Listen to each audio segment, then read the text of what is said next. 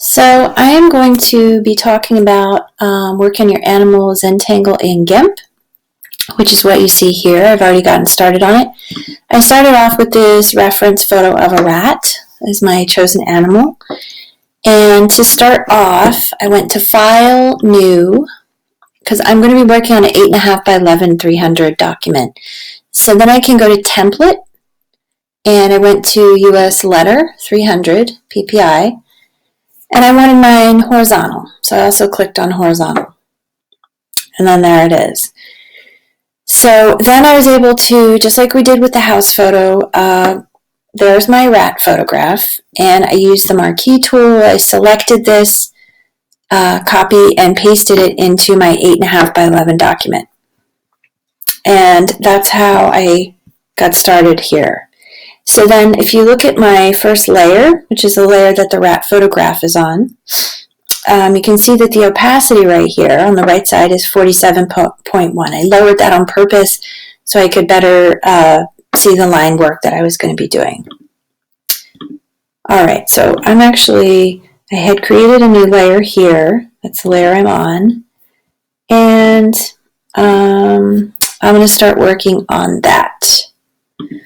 So I think I'm going to work on the face. So I'm going to zoom in a little bit there. So I'm making sure that my paintbrush tool is set to what I want it to be. So I have it at size 8 because I want it a little smaller than 10.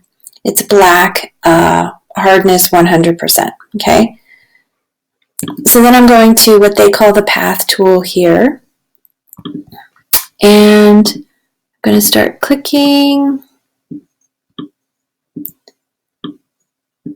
Much like using the pen tool in Photoshop, clicking and dragging. Working on this little ear shape right here.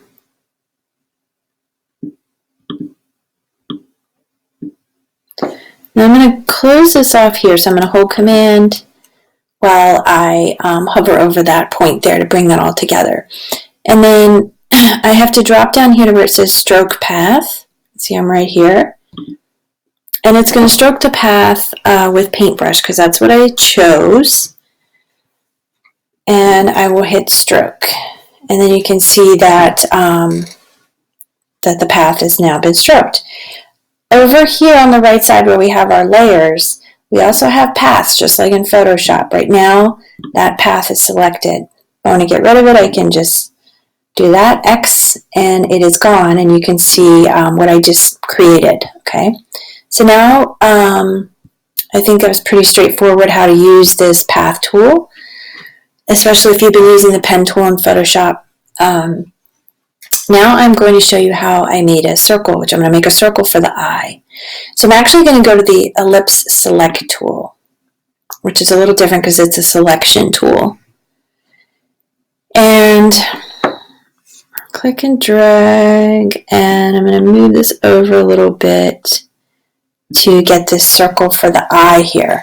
So now to stroke this isn't a path, it's a selection. I'm going to go up here to the top where it says Edit, and I'm going to hit Stroke Selection, not Path, but Stroke Selection. With the paintbrush, just as I did before, and then you can see there it is, okay? Okay, so I can, if I want to get rid of the little marching ants, I can go to Select None, and that goes away, and there's my circle. Okay, so a little different than Photoshop, but I was able to create a perfect circle that way, which I'm using for my eye. And then I can go back in with this path tool and keep creating lines. Keep working on the rat. Of course, I can make those new layers as I need them. I think I'm going to keep these on the same one because it's all in the face region.